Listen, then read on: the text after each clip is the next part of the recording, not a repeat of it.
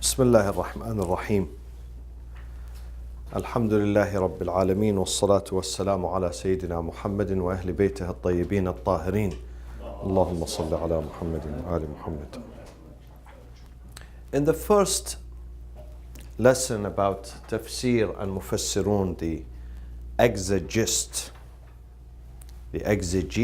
and the exegists, we mentioned some history. How did the Prophet, how he was the first mufassir, the first explainer of the Quran, and how the Quran tells him, لِتُبَيِّن, your job, we sent down this book upon you, so your main job, لِتُبَيِّن, to explain. لِتُبَيِّنَ لِلنَّاسِ, تُبَيِّن. لِتُبَيِّنَ. This is his main job. He's the mentor, the teacher, the one who elucidates the Quran. Therefore, the hadith of the Prophet is the main supplement to the Quran. Both Sunnis and Shias, they agree that the Quran cannot function without the hadith. Without the hadith. Because his job is to bayin. To bayin where? Where does the Prophet do tabyin? Where? In his hadith, in his speech. Therefore, his speech is important. We cannot say, well, leave me, from the hadith. I have the Quran. But the Quran itself, it says, لِتُبَيِّن. I sent this book upon you, so you explain it to the people. So how does the Prophet explain it?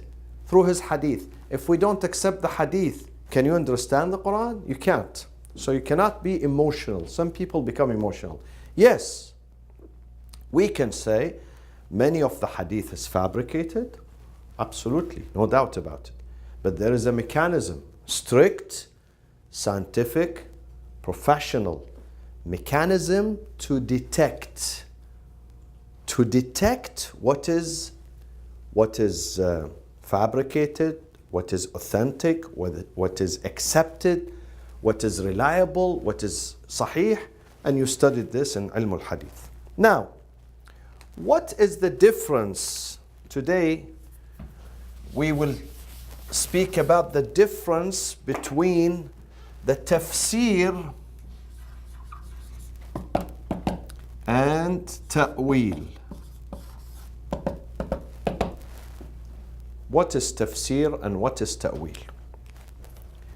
The early scholars, they did not differentiate between these two. They used them interchangeably. The early scholars. An example, Abu Ja'far al-Tabari, a well-known mufassir in the Sunni tradition. Well-known mufassir. His book, okay? Sometimes he would use the word tafsir and sometimes ta'wil. And therefore for him, tafsir and ta'wil were synonymous. For him, these two were what? Synonymous.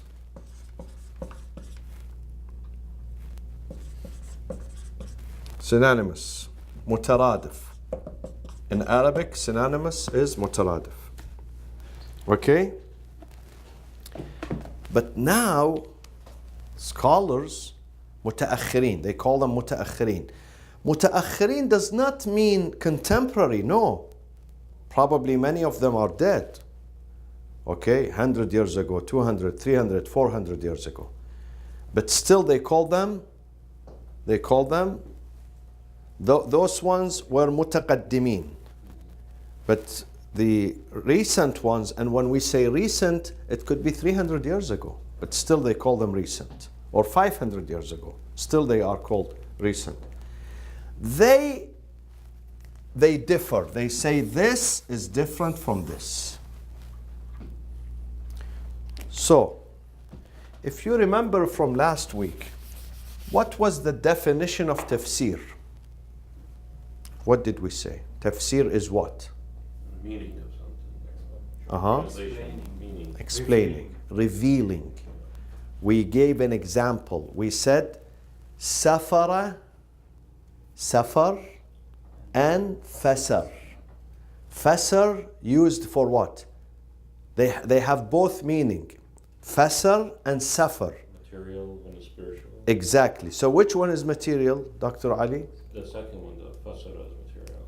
No. Safar? Fasar. Which one is material? Tell me. Uh, Don't tell me second or... Safar is spiritual. No. In fact, Safar is material. Okay. Fasar is spiritual. Okay? And Safar is material. When you remove, like the morning. Okay? Asfar al-subh. Asfar al-subh, the morning came out, was disclosed. Okay? From the night. Or Asfarat, we said those who don't wear hijab, in Arabic they call them what? Safira, because she reveals her face, her body. She reveals it. This is physical. But spiritual is what? Fasara. Fasara, to explain, to elucidate. Okay? Raf'ul ibham. Raf'. See, this is the exact. Raf' is what? Raf' is what, my friends?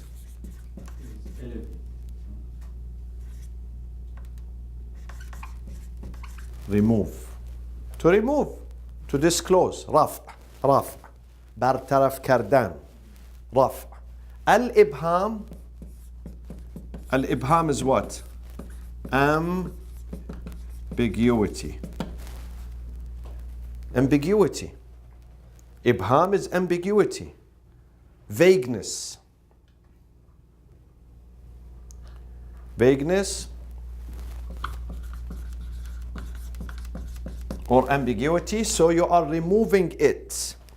Removing it from the term. In this term, the term is not clear to me. There is ambiguity in it. Tafsir comes and removes the ambiguity, making this term easy for me to understand. So this is the basic meaning of tafsir. What is ta'wil? Oh, so the meaning is to remove Ambiguity. Yeah, this is tafsir. This is the definition of tafsir. What is the definition of ta'wil? So ta'wil is to reveal the essence of something. Yes, but I need a complete and comprehensive definition. It's not weird from like, I don't know. Ta'wil, this one plus something else important. This one also, ta'wil would remove the ambiguity, the vagueness. But also, we take this from the Quran. In Quran, in Surah Al-Imran, ayah number 7, speaks about the definition of ta'wil. Allah says, هو الذي, it is He, أنزل عليك الكتاب, sent the book upon you. Minhu, among this book has two types of verses, ayat. Minhu, part of it, ayatun muhkamat.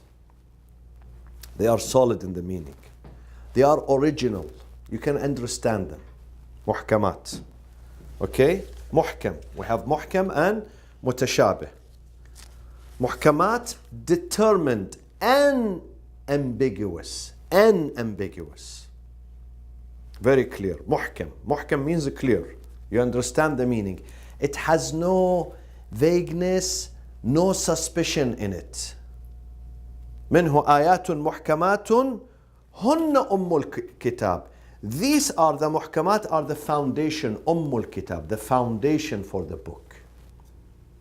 The core of the book. الكتاب means, the mother of the book means the foundation for the book. Okay? Or the book. The foundation of the book. وأخر, on the other hand, we have other verses. وأخر متشابهات. Mutashabihat symbolic. Don't take the literal meaning of them. Don't take the literal meaning of them. We use symbolic ones because it's important to use symbolic. So don't take the literal meaning of it. وَأُخَرُ مُتَشَابِهَاتٍ. As to those who have sickness in their heart, the hypocrites, فَأَمَّا الَّذِينَ فِي قُلُوبِهِمْ زَيْغٌ. Zayg is what? What's the meaning of zayg in Arabic, in the Quran? Zayg. Zayg, tilting toward this side or that side. They are not straight. Their hearts is not mustaqim, is not straight. It tilts, it turns. Turns from what? Turns from the truth. Turning away from the truth. This is zayg.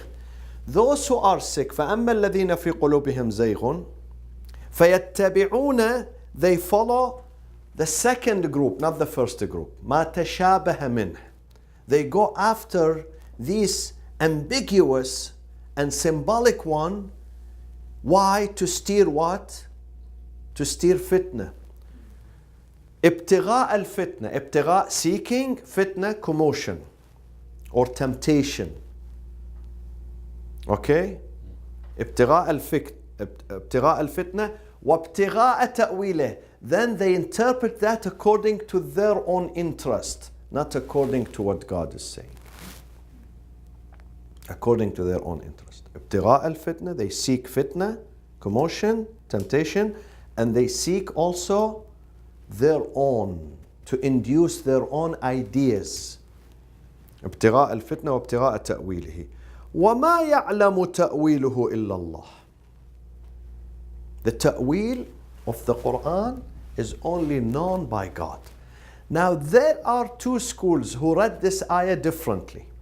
Some of them, they read it وما يعلم تأويله إلا الله, period. They stop there. The only one who knows the ta'wil, which is the inner meaning, esoteric meaning of the Quran, the inner meaning, the hidden meaning, is God. And they stop here. The second group, they say, no, you have to continue. وَمَا يَعْلَمُ تَأْوِيلُهُ. Nobody knows the ta'wil except إِلَّا اللَّهِ وَالرَّاسِخُونَ فِي الْعِلْمِ. And those who are well versed in knowledge. Who are those well versed? According to the Shia are the Imams. According to the Sunnis are the scholars. Any scholar becomes well versed. According to the Shia, they say, no, the Imam. Well versed is the Imam who doesn't go wrong. Even if you bring the biggest scholar, he can go wrong. But the Imam cannot go wrong. Okay, now, so tafsir, my friends, how do you explain it to your son? If he asks you, Baba, what is tafsir? Tell me please, what is tafsir? Tafsir in regards to ta'wil. Forget about removing ambiguity. Tafsir and ta'wil. He says, tell me the difference between tafsir and ta'wil. How do you explain that? Tafsir is...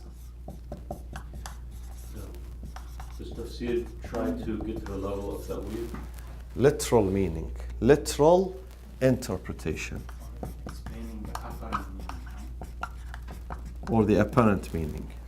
Literal meaning or literal interpretation. Ta'wil is what? Ta'wil is True. esoteric. Or if you will,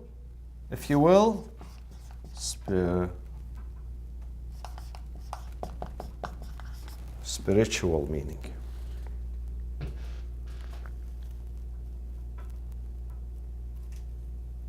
So you said that ta'wil is tafsir. You know, in America here, sorry, I will tell you just. In America, they use something else for this. We studied this. Hermetical. Not metaphysical. Yeah. Hermetical meaning. This is ta'ween, which is sometimes they call it the inner meaning, sometimes they call it the hidden, sometimes some of them, the Sufis, they call it the mystic meaning. Mystic. Okay? Yes, Dr. Umid. You said that ta'wil is tafsir plus something. What is that something?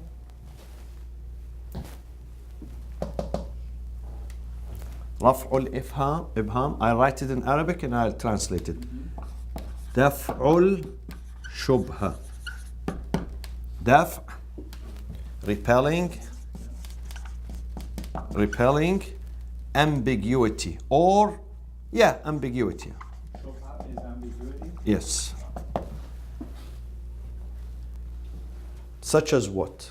Who can give me a good example that something is ambiguous? We should not take its literal meaning. We should take its moral, spiritual, mystical, whatever. Hermetical, exactly. Yadullah. This is a very common example. Yadullah. Or Wajhullah. وجوه يومئذ ناظرة إلى ربها ناظرة. وجوه, the faces of the people are waiting. The first one is waiting. ناظرة إلى ربها, to its Lord, ناظرة. So the Sunnis, they say we can see God. This is the evidence in the Quran. The Shia, they say no. This is ta'wil. You have to look the inner meaning, the hidden.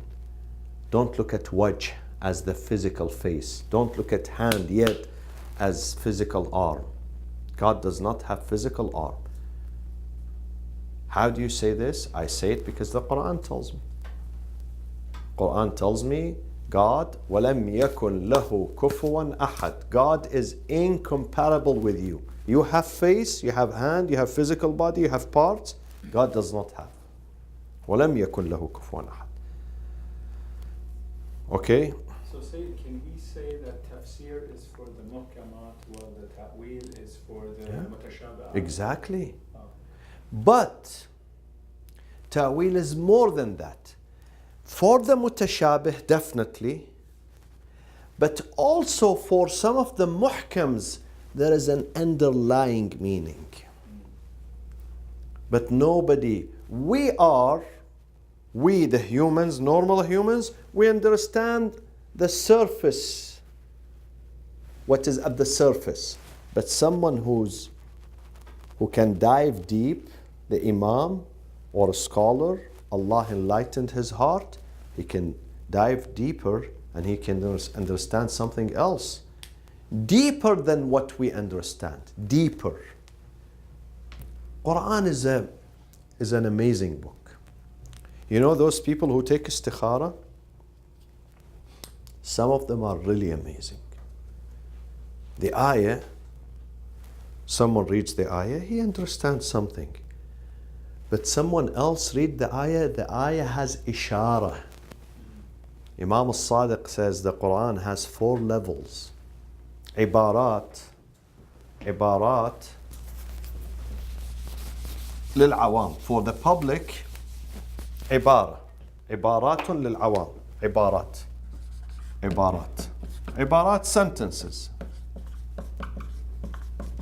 sentences. عبارات. This is one group. This is for the public. عبارات للعوام. Second, إشارات.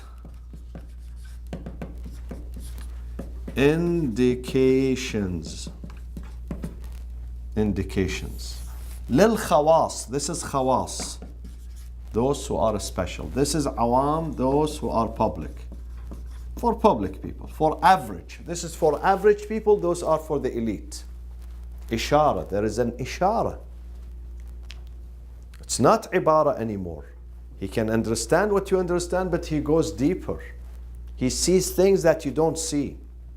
Isharat. Quran gives them ishara, indications, subtle indications. It's like 2 people sitting next to each other. Some of them he has really sharp eyes. He can see the details. The other one cannot see very clearly. Or you bring a portrait. Someone would stand in front of this portrait for 1 hour. Someone else in the museum, he passes by it, it takes him 2 seconds. The other one is standing half an hour. He understands because he's an artist. Probably he's a painter, he's an artist. He knows. He knows there are certain things here that the first guy did not get them because he's not an expert. Same thing with the Quran. Quran, some people, we have millions of those. They memorize it by heart. They don't understand anything. Others, they read only one ayah. One ayah. But he stops there for 2 hours, 3 hours. Ishara. And then the third category, لطائف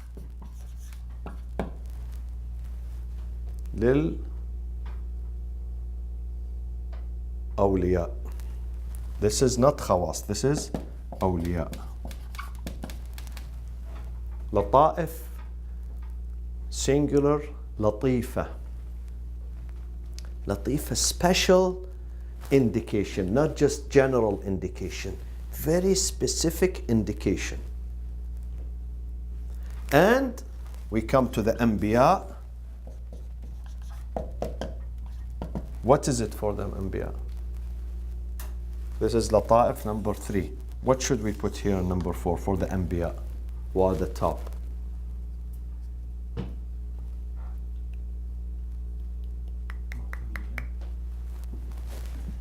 حقائق. For them, it's a reality. They know exactly what God is trying to say in this sentence. They know exactly. They have no confusion. So Quran is really an amazing book. And the more you study it, the more you spend time with it, the more you reflect on it, not only you don't get bored, not only it's not repetitive, but you discover new things. I have seen mufassirin, exegists, who do tafsir. They say in the first cycle, which took me 30 years, I said things. Now I am doing the second cycle. I am discovering new things that I did not know them. I did not discover them in the first time when we studied the Quran. It's an amazing book. An amazing book. You read the Quran, you study the tafsir. Next time, third time, fourth time, you come to the same verse, you understand, I would not say a different meaning, but a deeper meaning. And that all depends on the clarity of the mind and the purity of the heart. Clarity of the mind and the purity of the heart. Now, so the tafsir and the ta'wil. Tafsir is literal meaning, literal interpretation. Ta'wil is esoteric, spiritual. But then tafsir, raf'ul ibham. Ta'wil is raf'ul ibham too. But second thing is daf'ul, repelling the what? The shubha. Because we said in the ta'wil it's a symbolic meaning, not literal. You have to think about it. Don't take it as literal. This is the job of ta'wil. Now, what does the Quran say about ta'wil? What does the definition of the Quran?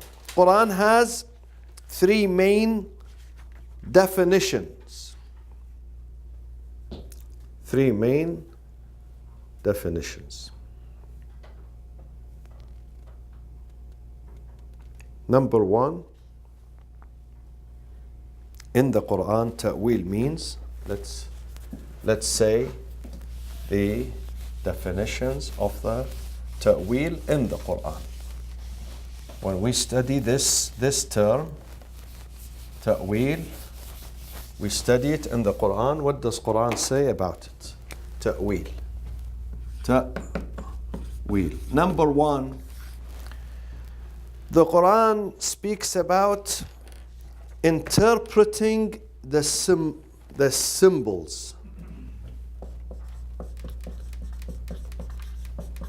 Interpretations of symbolic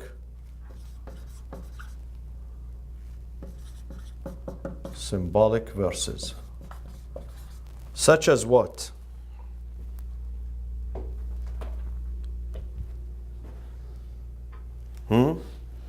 Such as the one we just recited.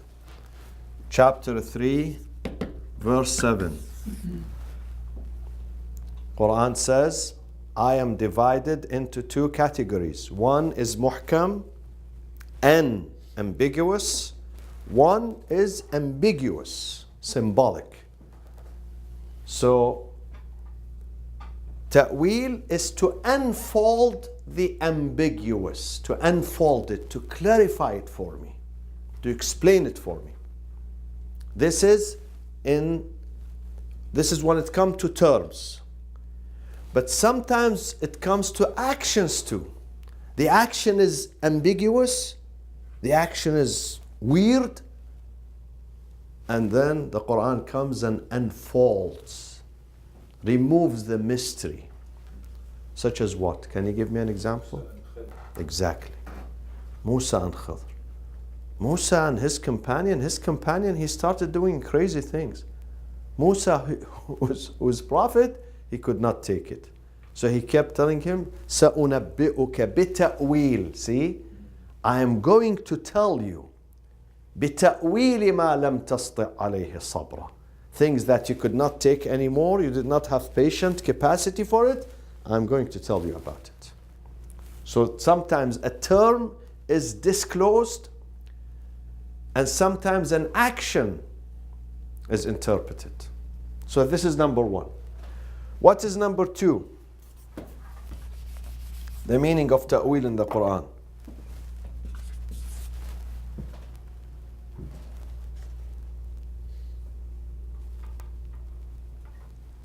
In Surah Yusuf, there are 8 times the term ta'wil is mentioned. 8 times. 8 times ta'wil is mentioned. In what context? Those of you who read Surah Yusuf. Exactly. Ta'birul ru'ya. The interpretation of ru'ya, the dreams. So, dreams. Interpretation not of symbolic, but dreams. Dreams. Such as وَيُعَلِّمُكَ مِن تَأْوِيلِ الْأَحَادِيثِ. Such as نَبِّئْنَا بِتَأْوِيلِهِ. When he was put in jail, those 2 people who were with him, the inmates who were with him in jail, they said to him, Yusuf, please, نَبِّئْنَا بِتَأْوِيلِهِ. We saw a dream, we want you to interpret these dreams. And Allah says to him, وَيُعَلِّمُكَ مِن تَأْوِيلِ الْأَحَادِيثِ. My favor upon you is to teach you the dreams, the meaning of the dreams.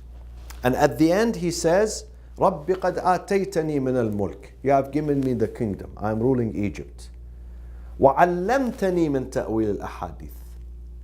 And then you taught me the perfect interpretation of the dreams.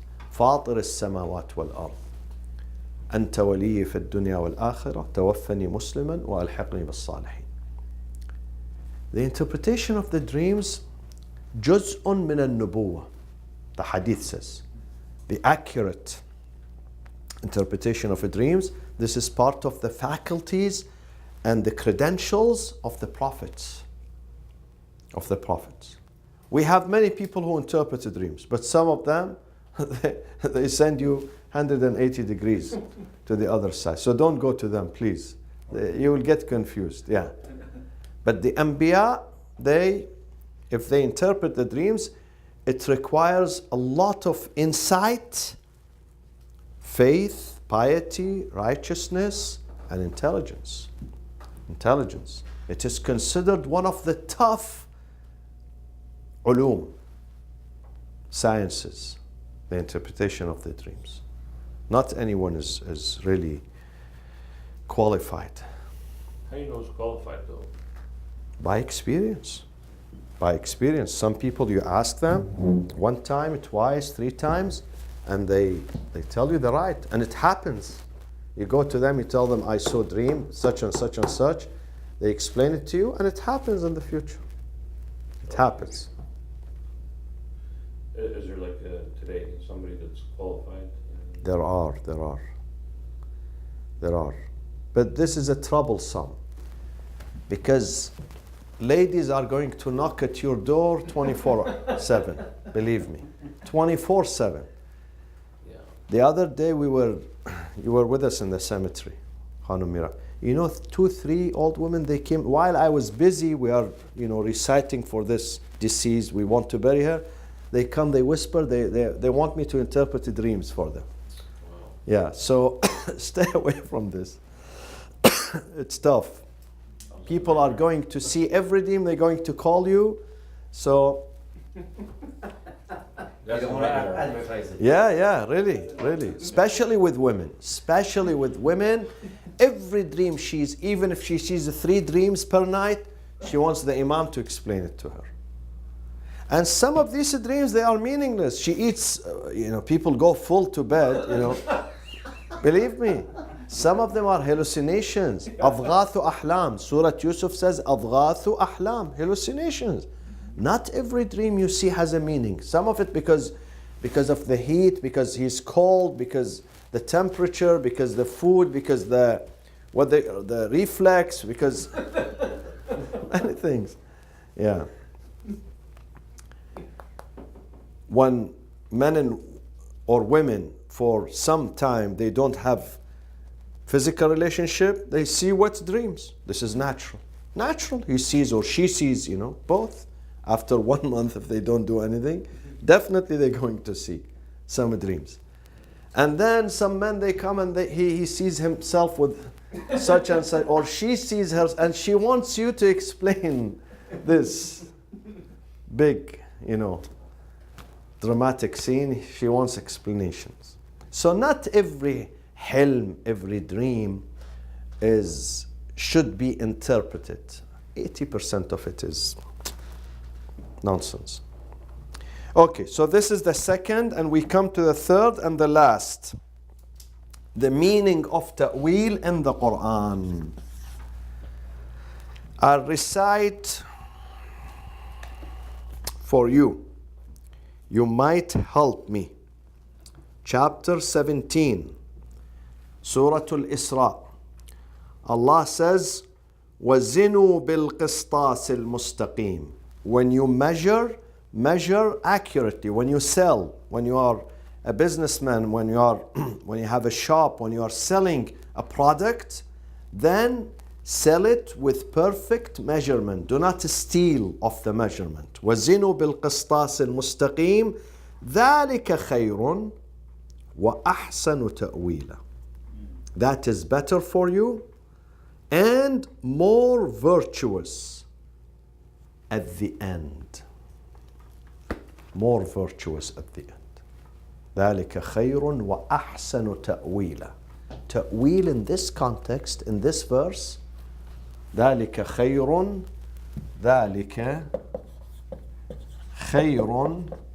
وَأَحْسَنُ تَأْوِيلًا. So what does ta'wil here mean? It means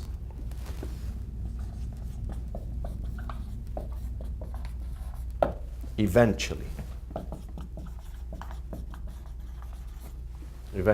At the end of this work is good. The end of this project is good. وَأَحْسَنُ تَأْوِيلًا. So this is the meaning of ta'wil. Said, what was the ayah?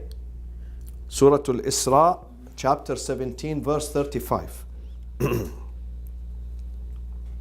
Okay? So this is also the meaning of ta'wil in the Quran. Now, there is another meaning. So look at these. If you have written these, let me erase them. So the first meaning ta'wil in the Quran has three meanings. Meaning number one, to unfold and explain the symbolic verses in the Quran. The mutashabih. Symbolic means mutashabih, like yadullah, okay, whatever, or kursi. What kursi? His seat. What is it? Is it physical seat? Some people say yes, it is physical, but it is not physical. وَسِعَ كُرْسِيُّهُ, it means كُرْسِيُّهُ, it means حُكُومَتُهُ, his control, his authority, not his seat. God does not need a seat. He doesn't sit on a seat. Okay? So this is number one. Number two, dreams. The interpretation of dreams as it came in Surah Yusuf 8 times. 8 times when ta'wil came, it was related to dreams. Number 3, at the end. At the end. Eventually these things are good. وَأَحْسَنُ تَأْوِيلًا. Okay?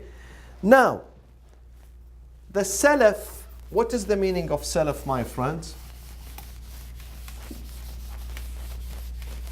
Why they say Salafi? What does Salafi mean?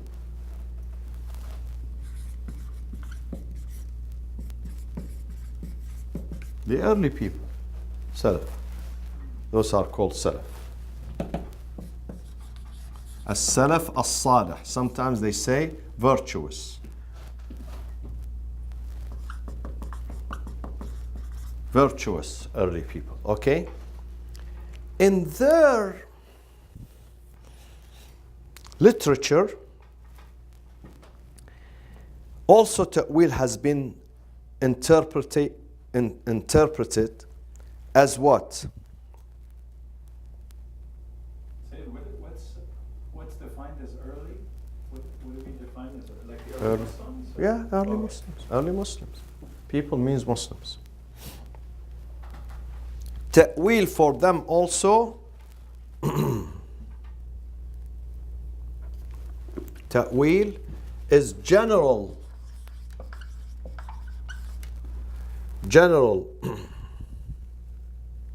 laws extracted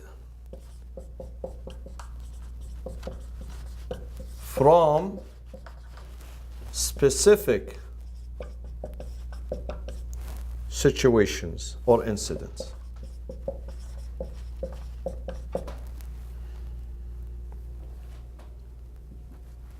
In Arabic they say مفاهيم عامة منتزعة من حوادث موارد خاصة. مفاهيم means general laws. عامة is general.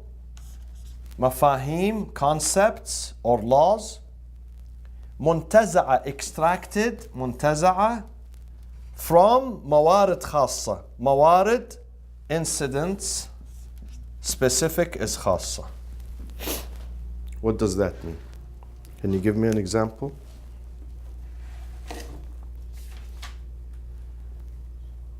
We have to spend time with this sentence.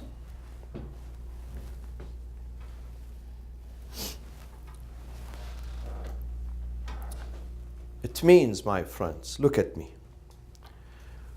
The Quran, how did the Quran arrive? How did it arrive? I'm asking you. Over time. Why over time? Why not at once? Because we can Different understand it. incidents. No. To understand it, Situations. Exactly. situations. it was occasional. Every occasion, every incident, every situation, there is an answer. This is why it came over 23. God could have sent it like Torah. Musa went, boom, he threw it on him.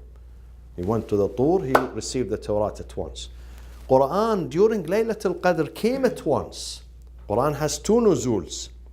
One, Inna anzalnahu fi Laylatul Qadr. Came at once. But then Tanzil, it was occasional, according to occasions. God wanted these occasions to happen, so He will send the answer, the solution. Now, if we believe that Quran pertains only to this occasion that happened in this house, in this street, in this village, in this city, and it has no relationship with others, it cannot continue, then it means if that occasion is over, then the verse is over too. And the Quran is rendered useless. But the Quran is not like that.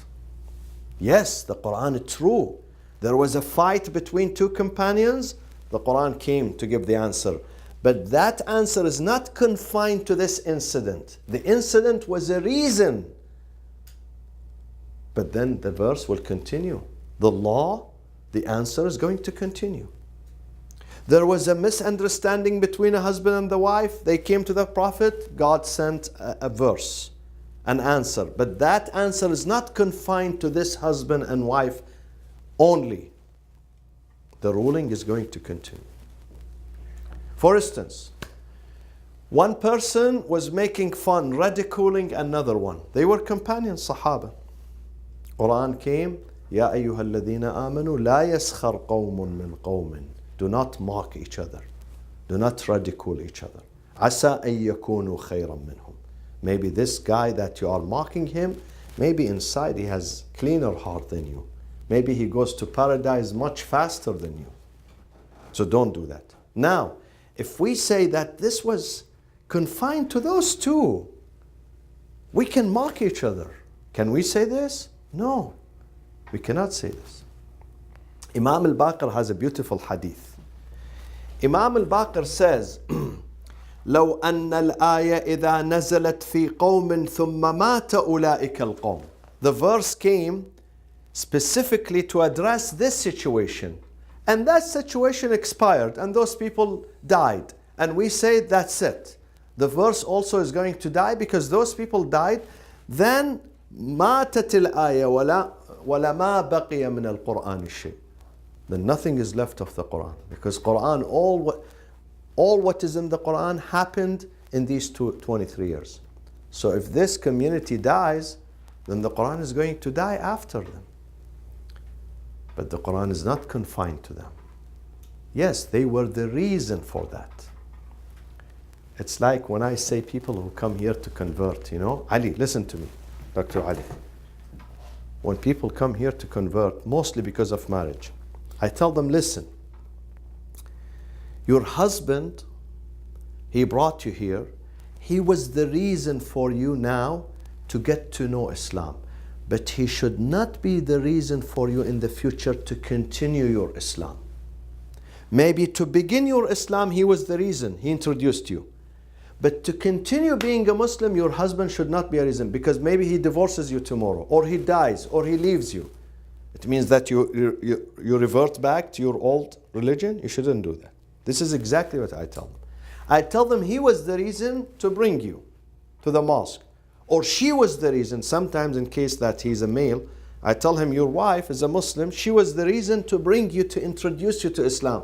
But remember, she should not be the reason for you forever why you are Muslim. Only in the beginning. Only in the beginning to bring you, to introduce you. The rest, your wife, your husband should not have a role in that. This is a relationship between you and God. Even if your husband becomes kafir tomorrow, you should remain Muslim. You should not say, I'm a Muslim because of him.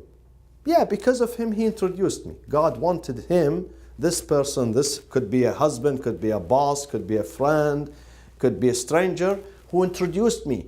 But those people should not be a reason for you to continue your Islam. The same thing with the Quran. These incidents were the reason to bring the law. But if those people die or the community perishes, the ayah does not die. The law remains there. This is the meaning of this. We extract from a small specific incident, we extract a law, general law, that is applicable to every space, to every geographic location, and to every zaman, to every time. Many of the verses in the Quran, they came because the house, and the house at that time, they were not big homes, room like this. Something happens between a husband and wife, they go to the Prophet. God sends the law. Imagine it happened between two individuals, but the law is universal. The law is universal. So, another example. وَاعْلَمُوا سورة الأنفال. Surah Al-Anfal is exactly ayah number 41. Ayah number 41. وَاعْلَمُوا أَنَّمَا غَنِمْتُم مِّن شَيْءٍ فَأَنَّ لِلَّهِ خُمُسَهُ وَلِلرَّسُولِ وَلِذِي الْقُرْبَى. Let it be known, وَاعْلَمُوا, all people know, أَنَّمَا غَنِمْتُم مِّن شَيْءٍ, whatever you gained from anything, min shay'in, mutlaq, it's absolute, it's general. Doesn't say money or food or clothing or jewelry or gold. Min shay'in, anything you gained, فَأَنَّ لِلَّهِ خُمُسَهُ. 1/5 has to go لله وللرسول ولذي القربى. You divide it into 3 sections. 1/5 of it. This 1/5 is divided into 3 sections. Now, the incident, the occasion of this, Dr. Ali, when did it arrive? This verse. This is Surah Al-Anfal, chapter 8, verse 31. Is it after one of the battles? Exactly. What battle? Badr. Ahsant. It arrived after the battle of Badr. But it is not confined to the battle of Badr. Neither it is confined to the spoils of the war. Ghanima, the Prophet translated that as mutlaqur rabh. Any profit you make, whether in the battlefield or in your shop, in your company, in your house, or on the computer. You are not even having an office. In your house, in your bedroom, you make a profit. This is a gain. This is ghanima. Though the occasion of it was Badr, but the general laws applies to everywhere, universal. This is, we get it from where? From the early people. And the early people, it could be the Prophet among them, not necessarily the Sahaba. Early people, early Muslims, meaning the Prophet and his community and the Imams. We learn this from them, and I conclude with one hadith of the Prophet. The Prophet says,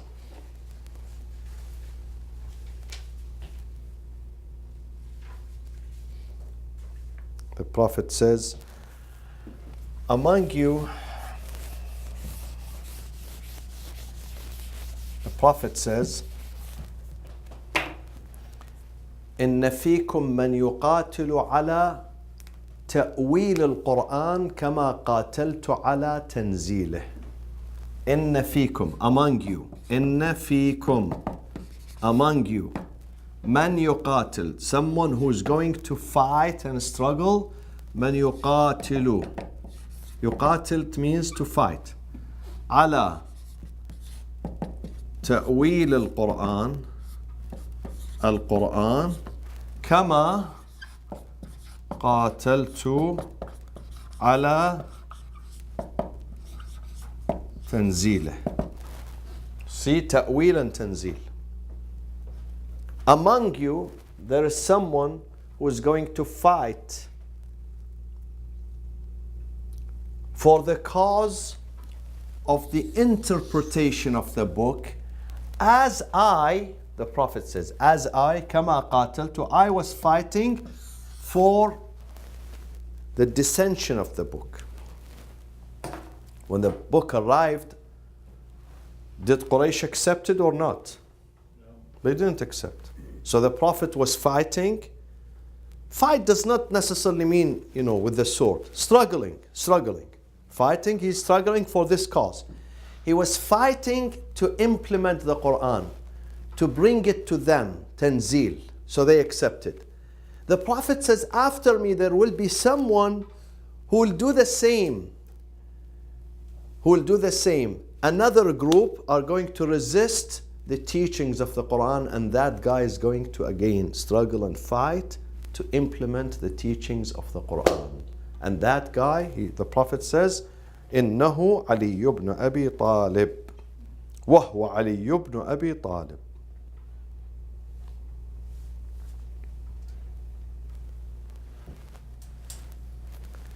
So the Prophet, as the Prophet was struggling with Quraysh who refused the Quran in the beginning, 50 years after him, Imam Ali, or 40 years after him, Imam Ali was fighting the same, not necessarily same group, their children, their descendants, their continuation, to implement the teachings of the Quran, ala ta'wilihi.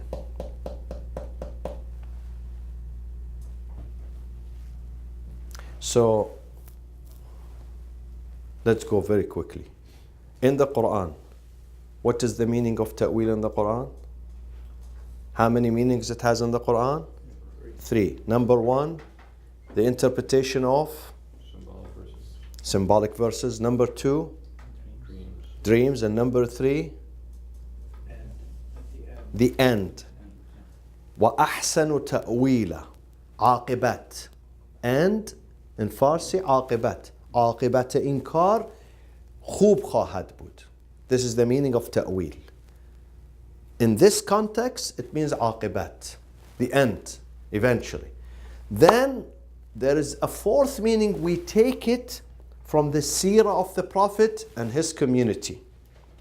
His community, the Sahaba, the Imams, Ahlul Bayt, meaning that the Quran would arrive upon a specific situation, but it is not confined to it. We can do ta'wil of it, we can interpret it on other similar situations. وصلى الله وسلم على سيدنا محمد وأهل بيته الطيبين الطاهرين.